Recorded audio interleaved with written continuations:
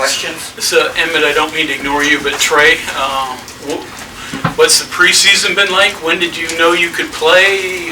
What kind of shape were you in? All those kind of things. Well, preseason has been a journey, to say the least. Obviously, we had a little injury come out of left field, so I just kind of had to do things day by day. I spent a lot of time with Sean Brown. He did an excellent job keeping me in decent shape as much as he could. I couldn't do much with the lower body. I was in there every day with the upper body, trying to get in shape that way. But Doc has actually done an excellent job of helping me get back on time and actually a little bit ahead of time. But as far as like me coming back, it was kind of like a game time thing, taking things day by day because with the injury, don't really know how quickly it'll heal. When did you actually start practicing?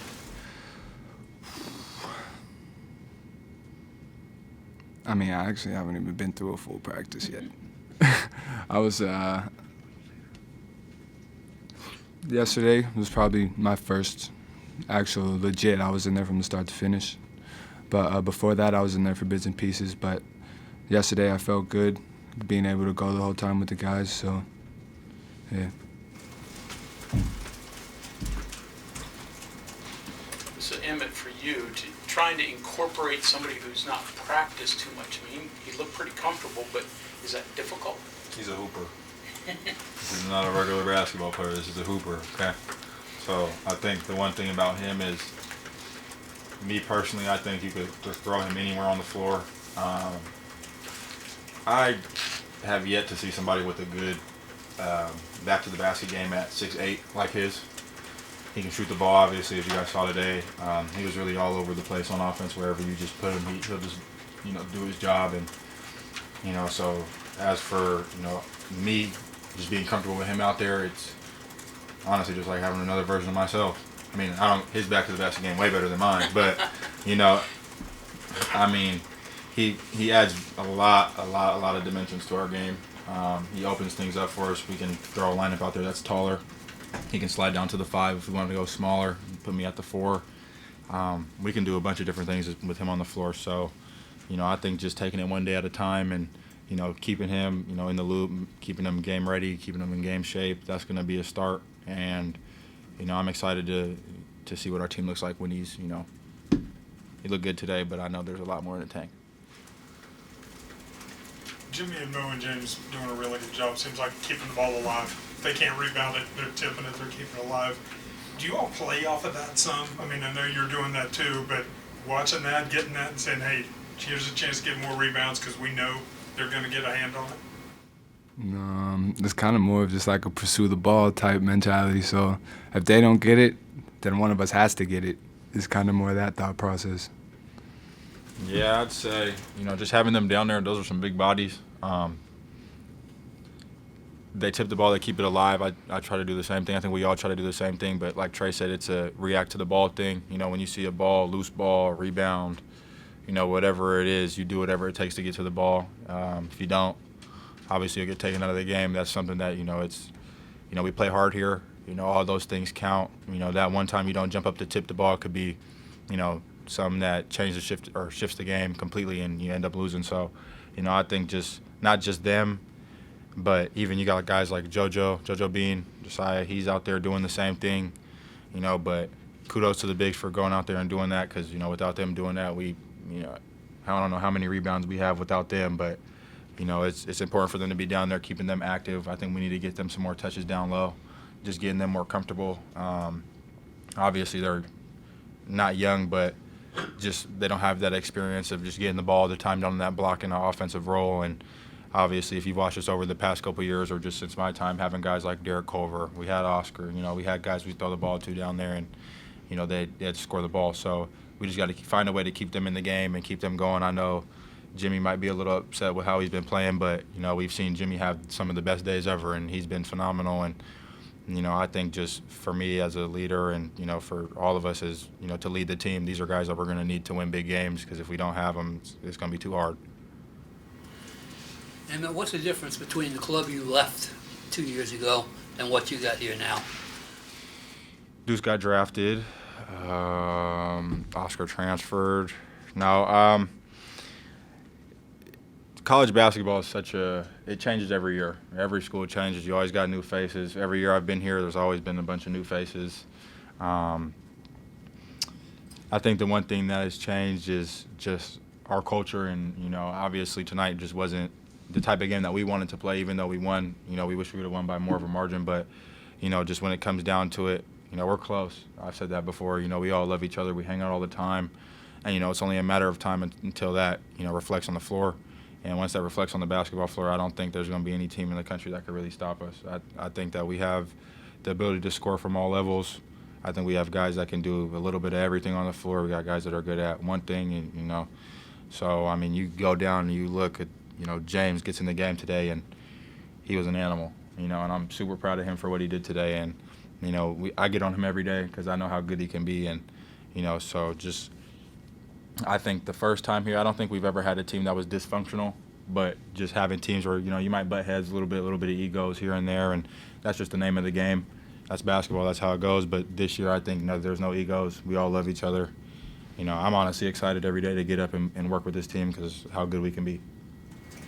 Emmitt, if I can keep that going a little bit, look back, when you played with two bigs before, two really good players, I understand that, but the way you can kind of go with two bigs this year, it seems like it's very different as far as the players and what they can do. I don't know if you've done it enough where you can compare it, but you're probably the one person who could do the then now comparison there. I don't really want to compare that. You got two different bigs that year, and you got two completely different bigs this year. You bring in a McDonald All-American and a preseason first team, all Big 12 guy, and this year we got a bunch of new guys coming in. So this isn't. I don't want to play the comparing game. I think this team here with our bigs, it's just a matter of time until they get comfortable.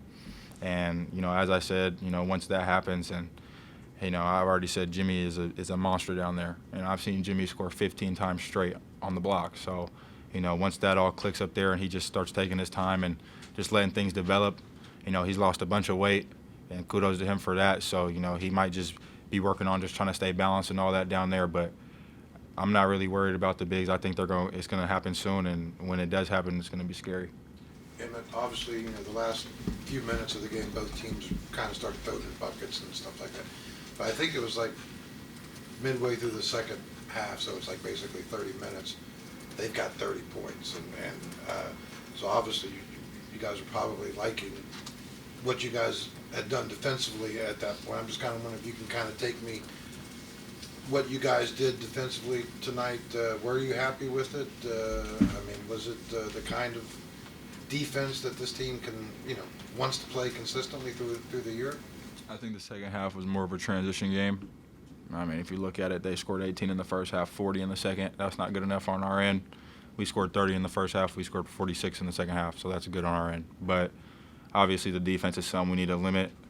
When you got a guy that pump fakes a guy and he jumps and then takes a one-dribble pull-up and he's like 5'10" and he shoots it over me, I'm 6'7", and he shoots it and makes it off the glass. It's like, there's just things you can't control, and when a guy gets hot, but I think overall as a team we definitely need to work on, we can't go from giving up 18 to giving up 40. That's how you lose games, and we don't want to lose games. So I think just our communication's a big part, looking at our rotations, going over those in practice, and seeing different ways we can basically manipulate the offense into turning the ball over is a way that we'll be able to, keep that second half number down. And I think we'll be good. I think we'll be fine. It'll just take a little bit of film, and we'll be right where we want to be. And you said you get on James during practice, you see the potential there. What is it with him that makes you think that, he's got that potential? He can block shots. Right. His ability to time the ball, time the offense's release point, and I don't want to say he's like Sags. Right. I don't want to say that. Don't try to get that out of me. But he's young. He's young. Same neighborhood. He's young, though. He's really young. I think he's 19 right now, and I was watching Sags do what he was doing at 22. So, when you got 3 years over time from now, James can be just like that, and James can protect the basket. I shot a right-handed hook one day, and he jumped up, and his head was at the rim, and he grabbed it. And I was like, it is what it is. But he's definitely on his way. Trey, how close to game shape are you in? How long will it take, do you think? I don't think I have an answer for that, honestly, because game shape can really only be done in a game. that you can ask probably any hooper. They'll probably tell you the same, regardless of what you do off the court. When you're on the court, it's just because it's different paces, different spurts, different sprints. So I think it'll just come with time. I'm not far, though. Nowhere near where I thought I'd be. Trey, the last 2 off seasons for you, any similarities, differences? I mean, moving from one school to the other is the same, but it's very different. I wouldn't say that there was. I guess really the only difference would be on my end of it. I would say I took a different approach. I took a little bit of time to step back and put things into perspective for myself, and I think I've done nothing but grow since then and kind of realized who I was as a player and the potential that is untapped within myself. So yeah, I'm just going to be working and seeing how much I can really pull out of myself. Emmitt, I'm sorry, one more. You've obviously been with Coach Huggins now for a number of years, you guys have built a good relationship. He's obviously at the point of his career now with each win or even each loss meet some kind of milestone number now or some kind of milestone mark. Like losses, he obviously doesn't care about it, but I'm sure he reacts differently to wins, to losses. You've been with him over the years. What's he been like? Getting to. I'm just going through the wins and losses with him. Watch out, he's around the corner. Can you hear me, Coach? Yeah. All right. I'm going to word this right, okay? No, I'm kidding. I think every coach, gets upset with losses, and you get upset with the bad wins, and I don't think you really get satisfied unless you go blow out a team by 40. And I think the good thing about Huggs is he's never satisfied. I think as a team, we have so much to work on, and obviously he's going to look at it. Probably won't go to sleep tonight. He'll probably watch the game all night. That's usually what he does. But I think you got coach and player perspective. As a player, you don't get happy with these kind of wins as well. Like I said earlier, we got a lot to work on. So, I really we try to keep him happy. I don't think he's excited for this win, but I think if we go handle our business on Friday, he might be a little in a better mood. So, as for he's a legendary coach. We already know that. He got a bunch of wins under his belt.